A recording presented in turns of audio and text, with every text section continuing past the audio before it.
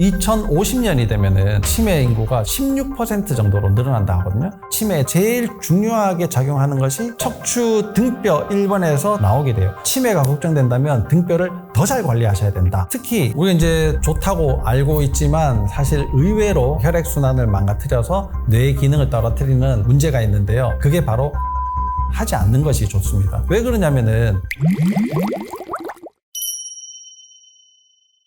치매는 뇌의 문제랑 이제 관련되는데요. 뇌 기능이 다른 기능들이 다 망가졌는데 더 망가졌다. 이렇게 생각을 하시면 됩니다. 내가 뇌만 망가져가지고 이렇게 치매가 생겼다. 이렇게 생각하시면 큰 오산이라는 거예요. 그러면 이제 뇌에 치매가 생기는 여러 가지 이제 현상들을 좀 더 분석을 해봐야지 되는데요. 제일 이제 중요한 기본이 되는 것은 뇌의 세포가 망가지는 겁니다. 그럼 뇌 세포가 전방위적으로 다 망가지느냐? 그렇진 않고요. 전두엽과 측두엽 요 사이가 이제 주로 이제 망가지는 건데, 그게 대개 이제 경동맥에서 혈액순환의 양 자체가 이제 줄어들 때가 그렇습니다. 결국은 산소와 좋은 영양분을 받지 못하고 뇌 세포가 이제 다 쓰고 난 노폐물을 잘 버려내지 못할 때 문제가 생기게 되는데요. 여러분들이 먹는 게 일단은 잘못되어 있을 가능성들이 굉장히 높고요. 그 먹는 것 때문에 내 몸에 만성염증들이 많아졌기 때문에, 그러다 보니까 내가 생활하고 있는 습관을 고치지 않고 해결을 해보려고 하는 이 모든 것들이 다 복합적으로 치매를 증가시키는 하나의 원인이 된다 라고 생각을 하시면 됩니다. 나이가 들어서 우울감이 생긴다. 사실 이제 젊은 사람도 우울감이 있는 분들이 굉장히 많이 늘었어요. 젊은 사람들은 그 나름대로의 해결할 수 있는 신체적인 능력이 있거든요. 근데 노화가 되어가면서 그런 능력들이 점차 자꾸 떨어진단 말이에요. 그러니까 이제 우울감을 이겨내지 못하는 상황이 되는데, 우울감은 내가 이제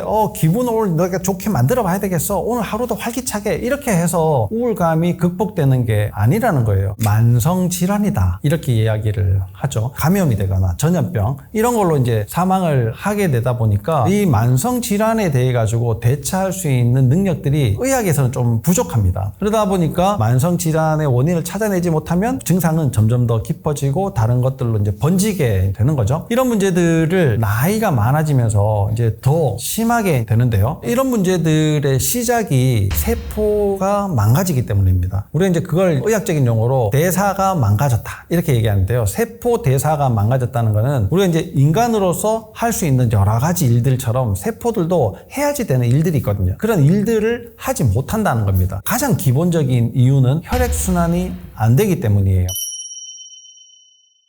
2024년에 치매 인구가 10% 정도 가까이 됐다라고 하거든요. 그러면 이제 우리나라 인구의 10%니까 굉장히 많은 숫자죠. 적은 숫자는 아니에요. 근데 2050년이 되면은 16% 정도로 늘어난다 하거든요. 정확한 원인을 찾아야지만 해결책을 만들어낼 수가 있거든요. 혈액순환을 시키는 자율신경 중에 교감신경이 아주 중요하게 작용을 합니다. 이 교감신경은 척추 등뼈 1번에서 등뼈가 12개거든요. 그러니까 등뼈 12번 이 사이에서 이제 교감신경이 나오게 돼요. 이 교감신경은 제일 중요하게 작용하는 것이 혈액량을 조절하는 겁니다. 이 혈액량을 조절해서 신경 기능을 활성화시키기도 하고 저하시키기도 하고 근육 기능을 활성화시키기도 하고 저하시키기도 하고 이렇게 이제 되는 거거든요. 이 교감신경이 망가졌을 때 우리가 필요한 만큼의 혈액순환을 적당한 때에 하지 못하게 되는 문제가 이제 생기게 되는 거예요. 이렇게 등뼈가 망가지는 이유는 결국은 목뼈와 골반뼈가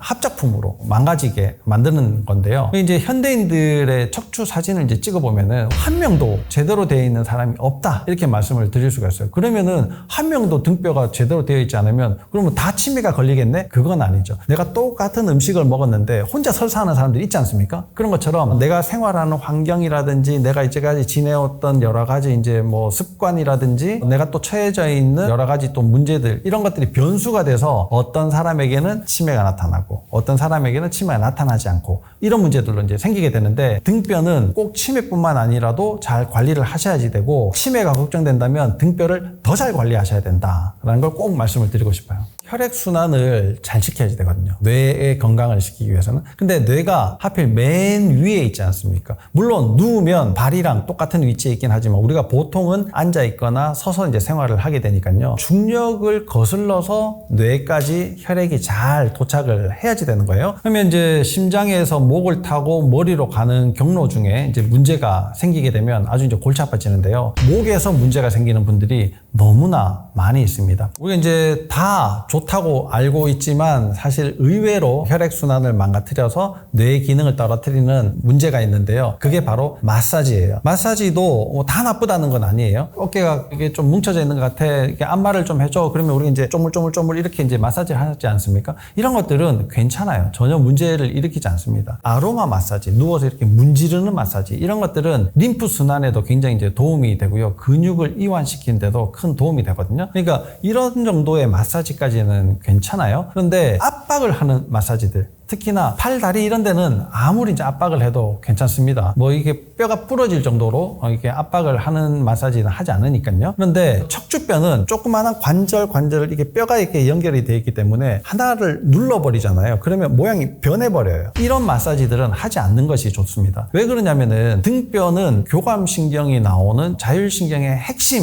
부위거든요. 만약에 이게 이제 문제가 생겼다. 그러면 등뼈를 꺼내기가 굉장히 어려워요. 예를 들어서 1.5이다. 그러면 뒤에서 밀면은 모양을 만들어낼 수가 있거든요. C자로. 근데 이게 등뼈는 들어가 버리면 꺼내야 되거든요. 꺼내는데 앞에서 밀어도 가슴뼈가 있기 때문에 안 밀립니다. 일단 첫 번째. 두 번째는 늑골이 잡고 있죠. 갈비뼈가 이렇게 다 잡고 있기 때문에 어지간해서는 쉽게 변형이 되지 않아요. 근데 변형을 만들어 버렸다. 그러면 다시 복구를 하기도 쉽지 않다. 굉장히 어렵다. 이렇게 생각을 하시면 됩니다. 이 마사지를 잘 받아야지 되는데 잘 받는다는 것이 잘 하는 사람을 찾아서 문제가 되는 부위를 피해서 내 몸에 도움이 되도록 해주면 좋은데 그런 분들이 사실 찾기 쉽지 않다. 그리고 이 사람이 마사지를 잘하는지 못하는지 평가하기도 쉽지 않기 때문에 그 부위를 압박하는 것 자체를 아예 피하는 것이 가장 현명한 방법이다라고 꼭 말씀을 드리고 싶어요. 이 등이 뻐근하다고 해가지고 혼자서 또 테니스공 이런 걸로 이제 마사지 하시는 분들도 많지 않습니까? 폼롤러 이런 걸로 또 스스로 마사지를 하시는 분들이 굉장히 또 많이 있어요. 이런 방법들은 다 근육을 풀어주는데 뭉친 근육을 이완시키는데 도움이 되는 방법이다라고 알려져 있기는 하지만 이게 어떤 부위를 특정 부위를 강하게 압박하는 그런 문제들을 만들었을 때는 아주 큰 상황을 만들어내게 되는 거죠. 그렇게 유사한 것이 이제 안마 의자가 되는데요. 이 안마 의자도 같은 부위를 계속 문지르거든요. 척추 옆을 계속 반복적으로 문지르다 보면 척추 그 자체는 아니지만 옆을 문지르면서 비슷한 효과를 만들어내게 돼요. 그래서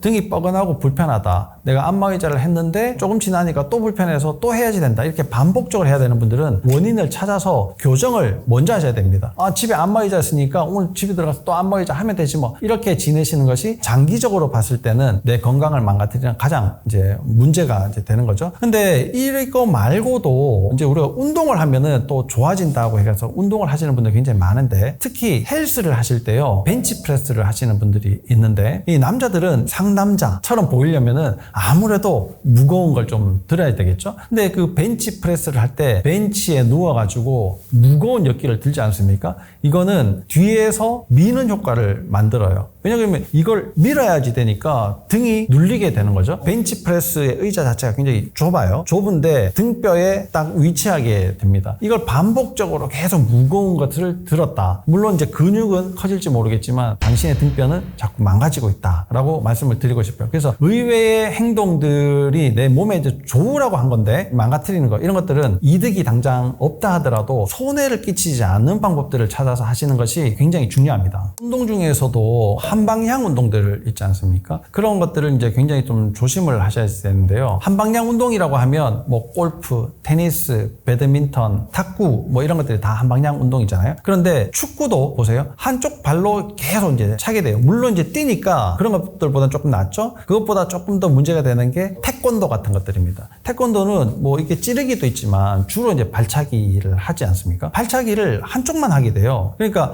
그것도 한방향 운동으로 이제 들어가게 되는 거예요. 물론 이제 선수가 아니면 국가대표가 이제 되기를 이제 꿈꾸는 사람들은 열심히 훈련을 하셔야 되겠지만 그런 훈련을 하고 골프를 잘 치고 치고 싶고 테니스 잘 치고 싶으신 분들은 반드시 양방향 운동을 같이 하면서 한방향 운동을 해야지 되고, 한방향 운동을 했을 때는 반드시 또 양방향 운동을 해서 근육의 밸런스를 조절을 하면서 뼈의 틀어짐을 막아야지 되는 거예요.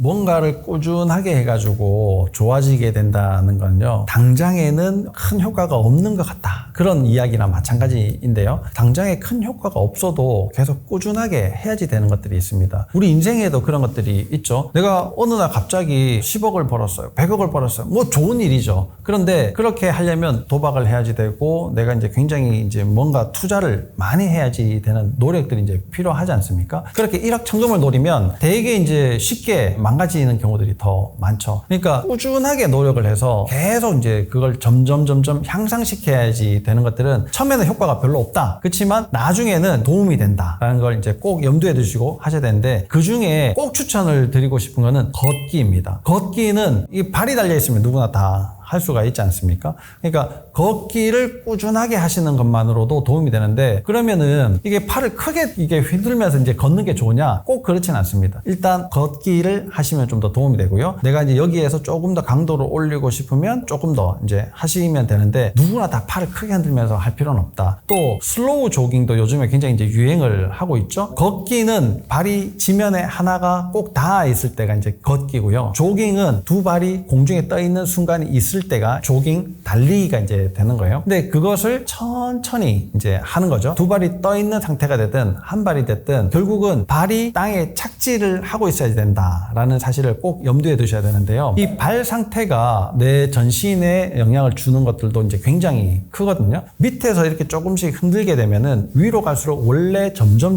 더 많이 흔들어지게 되어 있어요. 그러다 보니까 산, 탑, 지붕 이런 것들 다 이렇게 뾰족하게 생겨져 있잖아요. 밑에서 흔들려도 위에는 조금 흔들리라고 되어 있는데 몸은 이렇게 되어 있거든요. 그러다 보니까 밑에서 조금은 흔들어도 위에서 많이 휘청거리게 되어 있어요. 근데 이거를 목이 따라서, 머리가 따라서 계속 휘청거리면 엄청 어지러워지거든요. 그러니까 이제 배멀미 같은 것들을 하게 되는 거죠. 그러다 보니까 머리를 흔들리지 않도록 목이 고정을 하고 있어야 되고, 목이 고정을 하다 보면 목뼈에 문제가 생기게 되고, 목뼈에 문제가 생기면 그게 등뼈까지 이제 이어지게 되는데요. 요즘은 맨발 걷기가 엄청 유행이잖아요. 근데 자기 발 상태, 자기 걸음걸이 상태는 모르고 맨발 걷기가 좋다고 하니까 그냥 맨발 걷기를 하시는 분들이 많아요. 제가 이제 걷기가 좋다 이렇게 말씀드렸으니까, 아니 맨발 걷기도 더 좋은 효과가 있지 않냐, 내 몸의 음전하를 땅으로 이제 흘려보내고 흙을 밟으면서 느끼는 여러 가지 그런 이제 좋은 감촉들, 이런 것들이 내 몸의 선순환의 효과를 만들어낸다, 그러니까 맨발 걷기가 좋다, 이렇게 또 이제 주장을 하시는 분들도 있을 텐데, 발 상태 자체가 문제가 있어가지고 지면에 닿은 발이 흔들리거나 아니면 두 발이 떠 있다가 한 발이 착지가 될 때 흔들리는 이런 분들은 몸의 균형 자체를 무너뜨리기 때문에 결국은 척추뼈에 굉장히 좋지 않다. 이런 분들은 발 상태를 꼭 검사를 하셔가지고요, 인솔이라고 하는데 우리가 보통 이제 깔창이라고 얘기를 하죠.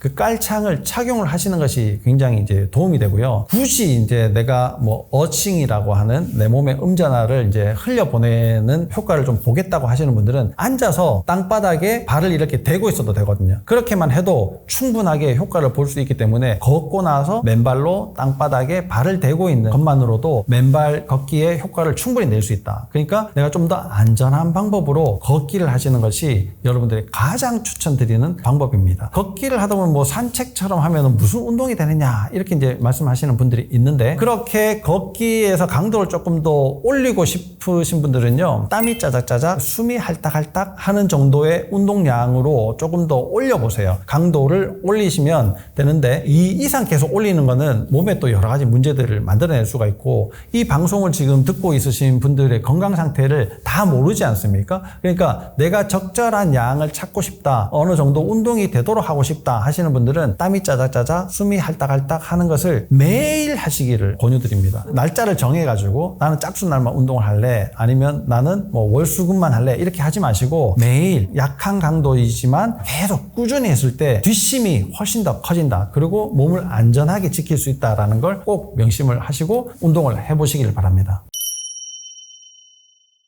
호흡을 잘 한다는 거는 아주 중요하죠. 우리 몸의 건강을 지키는데 숨 쉬는 것만큼 이게 중요한 게 없습니다. 그러니까 숨을 쉬고 내뱉고 하는 이 행동 자체가 아주 이제 중요한데요. 숨이 들어가고 나오고는 폐가 하는 일이 아니고 폐를 감싸고 있는 횡격막과 늑골 근육이 이제 하게 되는 거거든요. 이 횡격막이 일단은 잘 움직여야지 되는데 뱃살이 뭐 엄청 이렇게 나와 있다. 아니면 배에 뭐 수술한 흉터들이 너무 많다.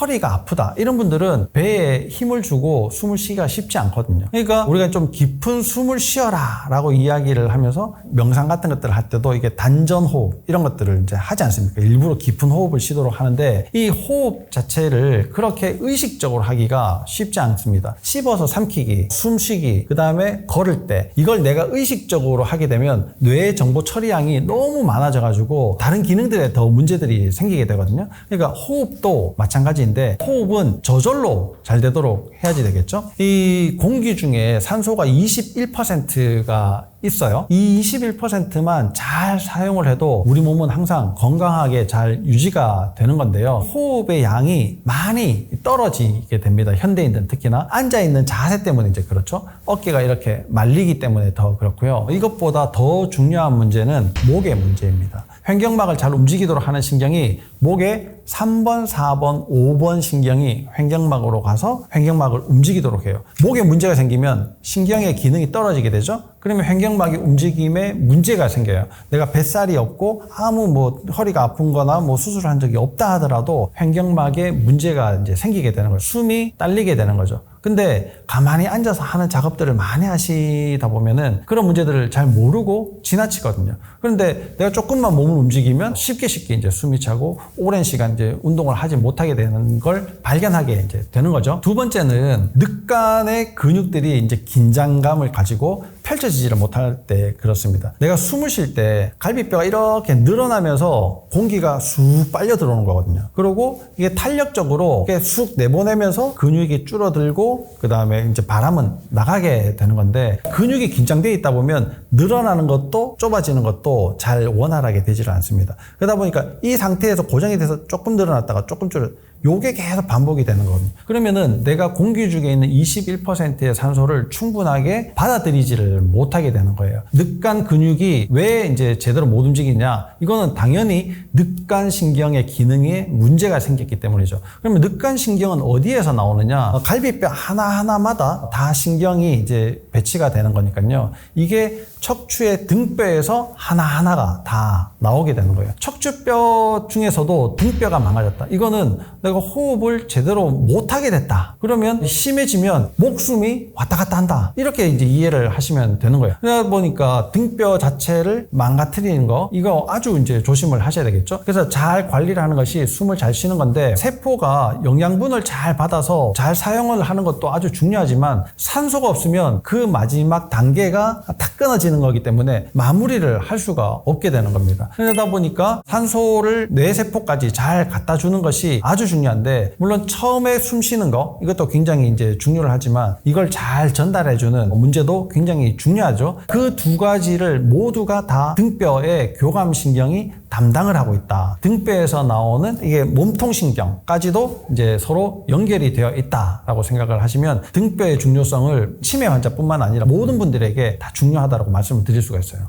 올바른 호흡법이라고 하는 게 뭐 이게 흉식 호흡을 해야 되느냐, 복식 호흡을 해야 되느냐, 이런 문제를 떠나가지고요. 호흡은 자연스럽게 잘 되어야지 됩니다. 잘 하면서 산소를 충분히 받아들이고 멀리까지 이제 보낼 수가 있어야 돼요. 그러면 제일 첫 번째가 코입니다. 코. 그러니까 코가 늘 막혀 있어요. 뭐 비염 있으신 분들 있지 않습니까? 그러니까 코가 늘 막혀 있어요. 이러면 입으로 숨을 쉴 수밖에 없게 되겠죠. 이게 잘 때 입을 벌리고 입으로 숨을 쉬어요. 대개 이제 코 고는 분들이 이제 그렇잖아요. 이 문제를 제대로 해결하지 않으면 결국은 숨을 못 쉬는 효과가 이제 생기게 되는데요. 왜 그렇게 되느냐? 입으로 숨을 쉬게 되면 기관지부터 폐가 마르게 됩니다. 폐가 마른다는 거는 점막이 얇아진다는 거예요. 우리가 숨을 쉬어가지고 점막에 산소가 녹아들고 이 녹아든 산소가 결국은 혈관까지 가서 혈관에서 적혈구를 만나서 멀리까지 가야지 되는 이 중간 경로에서 문제들이 생기게 된다는 거예요. 그러니까 코 건강을 열심히 잘 만들어야지 되겠죠. 코를 곤다. 그런 문제들도 잘 해결해야지 될 겁니다. 두 번째가 이제 폐 점막을 촉촉하게 만들어내기 위해서는 탈수도 좀 신경을 쓰셔야 되는데요. 현대인들이 탈수의 문제들이 굉장히 심각하게 있어요. 커피를 많이 마신다 어쩐다 뭐 이런 문제들도 있지만 그것보다 더 심각한 문제들은요. 저염식을 너무 심하게 한다. 라고 꼭 말씀을 드리고 싶습니다. 이제 나이가 들면은 뭐 혈압의 문제뿐만 아니라 젊은 사람들도 혈압이 걱정이 되니까 미리부터 준비를 하시는 분들이 있는데 그런 이야기를 들으면 그분들이 제일 첫 번째 선택하는 것이 저염식이에요. 물론 이제 뭐 병원에서 교육을 받아서도 그렇고 여러 가지 이제 뭐 채널을 통해서도 저염식이 이제 혈압을 내리고 그렇게 조절하는데 중요하다라고 이야기를 하고 또 소금이 나쁘다라는 이야기를 하도 많이 들었기 때문에 저염식이 더 좋을 거라고 생각을 하지만 저염식이 필요하신 분들이 있고요. 저염식을 하면 안 되는 분들이 있어요. 그런 분들이 대부분 사실은 자기 몸을 상태를 잘 모르고 저염식을 선택을 해서 내 몸을 더 망가뜨리는 경우들이 있거든요. 우리 몸에서 뭐 점막이 중요하긴 하지만 호흡을 하는데도 폐 점막이라는 것이 굉장히 중요한데 점막은 95%가 물입니다. 그러니까 그 재료의 95%가 물인데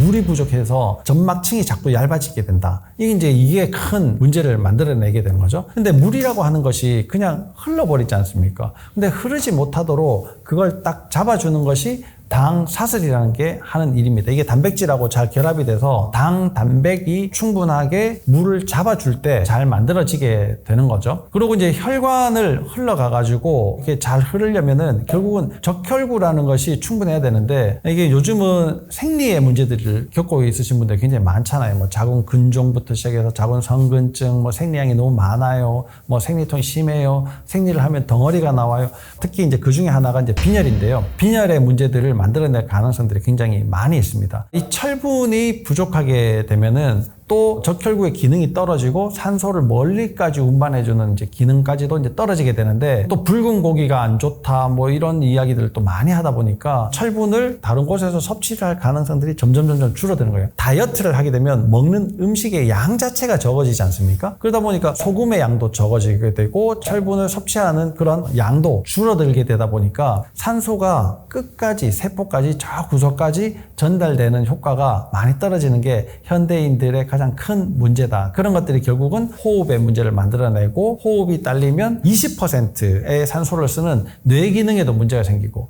그게 하필 재수없이 치매로 이어질 수 있다. 이렇게 요약을 해볼 수가 있어요. 치매를 걱정하시는 분들이 이제 꼭 이렇게 많이 듣는 이야기가 이 머리의 계산 능력을 좀 향상시켜라. 뭐 퍼즐 같은 것들을 한다든지 아니면 뭐 이게 수식 계산을 한다든지 이런 것들을 이제 많이 해라. 머리를 많이 쓰면 치매에 덜 걸린다. 이런 이야기들을 많이 들으실 거예요. 왜 그러냐면은 치매가 생기는 그 근본 증상들 자체가 인지 기능이 떨어지고 합리적이고 논리적인 부분이 이제 떨어지기 때문에 이제 그렇거든요. 그러면 이걸 개선시키려면 그 부분을 열심히 훈련하면 된다. 이렇게 이야기를 하지만 아무리 앉아가지고 공부를 해도 성적이 안 오르는 애들이 있지 않습니까? 그런 것처럼 만약에 뇌세포가 망가져 있는 상태라면 아무리 내가 그걸 계산을 하려고 해도 계산도 잘 되지 않을 뿐만 아니라 그걸 훈련한다고 해서 뇌 기능이 개선되기는 어렵다. 그럼 뭘 해야 되느냐? 첫 번째, 뇌세포가 충분히 기능을 할 수 있도록 뇌의 혈액순환을 좋게 만들어야 된다는 겁니다. 중요한 것은 뇌의 찌꺼기들을 잘 걸러내야지 되고 뇌세포가 망가지지 않도록 몸에서 생기는 만성염증을 잘 해결해야 된다는 거예요. 만성염증의 본부가 일반적으로 장이거든요. 물론 뭐 관절이 안 좋으신 분들은 관절에서 만성염증이 계속 생길 수 있어요. 폐가 안 좋으신 분들은 폐에서도 계속, 근육이 안 좋으신 분들은 근육에서도 계속 생길 수 있지만 일반적으로 장에서 만성염증들이 가장 많이 이제 생기게 됩니다. 이 만성염증이 뇌에 좋지 않은 상태의 세포에 영향을 미치게 되면 뇌세포는 또 급격하게 망가지게 되거든요. 근데 장의 문제는 식습관과 너무나 관련이 많지 않습니까? 식습관은 결국은 좋게 만드는 것보다 나쁜 음식을 피하는 것이 더 중요한데요. 설탕, 밀가루, 음료수, 과일, 이것이 장 건강을 악화시키는 이제 첫 번째 원인이 되는 겁니다. 이게 과식하는 습관, 또 매운 것을 즐기는 습관까지 이제 겹쳐진다 그러면 위장 상태 자체를 나쁘게 만들어요. 근데 위장이 장의 첫 번째 단추잖아요. 이게 이제 망가지게 되면 만성염증들이 많이 생기게 되고 뇌세포는 손상을 많이 받게 되는 거죠. 그런데 이것보다 더 중요한 것은 장의 연동 운동이거든요. 장이 어떻게 운동을 잘 하느냐에 따라서 이런 문제들을 극복할 수 있느냐 없느냐가 나눠지게 됩니다. 장의 연동 운동을 잘 시키는 것을 여러분들이 한번 해보세요. 자, 장을 더 빨리 움직여 보세요. 잘 안 되죠? 장을 멈춰 보세요. 이것도 안 될 겁니다. 이게 저절로 돼야 되는 거거든요. 저절로 되는 게